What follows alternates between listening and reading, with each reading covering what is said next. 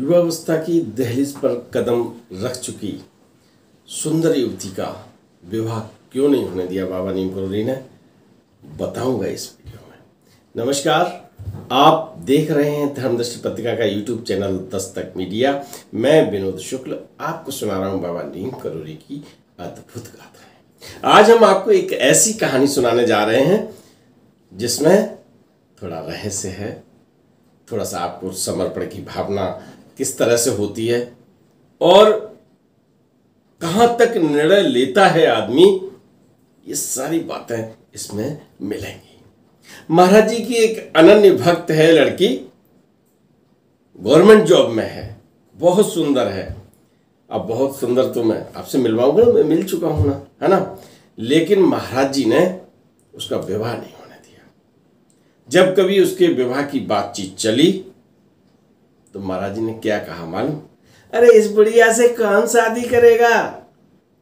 जब ऐसी बात होती थी, भक्तों के बीच में भी बैठ के होती थी, तो भाई कोई जैसे मान लीजिए सजा तीज है या जैसे भी है, उन्हें लड़का एक जब लड़की शादी के लिए होती ना, तो लड़के बताने वाले बहुत लोग होते हैं। तो अब जैसे महाराज जी ने कह दिया इस बुढ़िया से कौन शादी करेगा, तो पास वाले भक्त ने पूछा, बेटा तुम्हारी उम्र कितनी है? 52 साल है। अब आप समझिए, बोले तुम दिखती तो नहीं हो, दिखती तो तुम 20-21 की हो। कि नहीं नहीं, महाराज जी की कृपा है ऐसे, इसलिए ऐसे देखती हो। आपको पता है वो लड़की कौन है? नहीं, फोटो देखिए आप, आज भी युवा लगती है ना।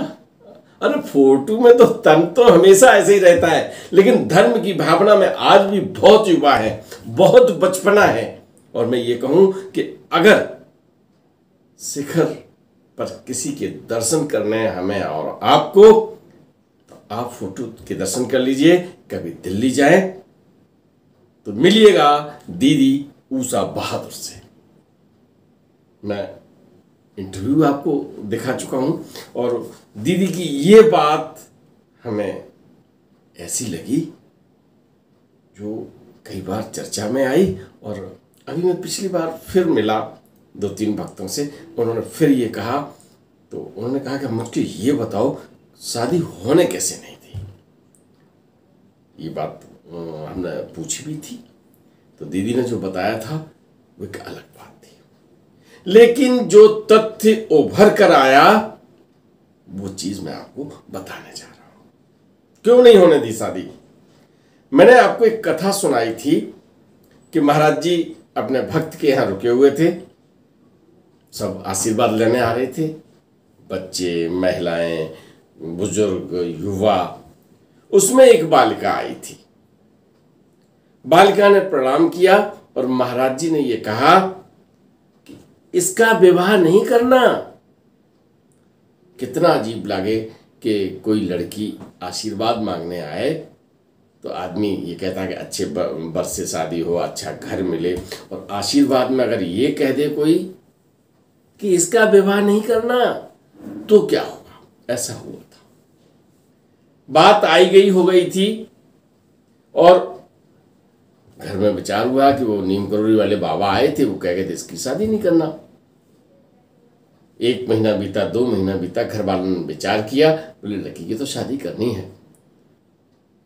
उन्होंने उस लड़की की शादी कर दी और कुछ ही महीने गुजरे थे कि पति चल बसा। फिर समझ में आया कि बाबा नीम करोली ने जो कहा था कि शादी नहीं करना, तो क्यों कहा था। ऐसा ही कोई एक बड़ा कारण रहा होगा ऊषा बहादुर दीदी के विवाह न होने देने में। और पता नहीं, ये तो एक उदाहरण मिला हमें, वो मैंने बताया। और कुछ भी कारण हो सकते हैं, क्योंकि कुछ पहेलियां ऐसी अनसुलझी हैं सत्य। दीदी मिली, दीदी आज भी दिल्ली में रहती हैं, महाराज जी के लिए हर सांस समर्पित है, पिता है, गुरु है, सर्वस्व भगवान है, जो कुछ है वो बाबा नीम करोली हैं।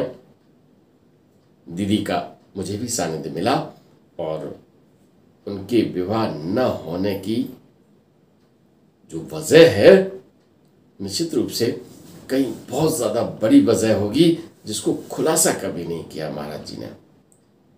और आज भी दीदी सेवानिवृत्त हो चुकी हैं, उच्च पदस्थ अधिकारी के रूप में आपने काम किया। आप सेवानिवृत्त होकर दिल्ली में महाराज जी को समर्पित करते हुए अपना जीवन जी रही हैं।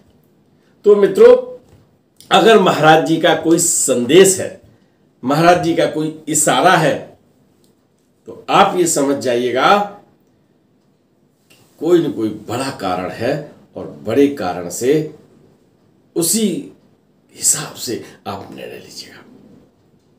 भविष्य में होने वाले संकट से वो बचा सकते हैं, है ना। सच कह रहा हूं ना।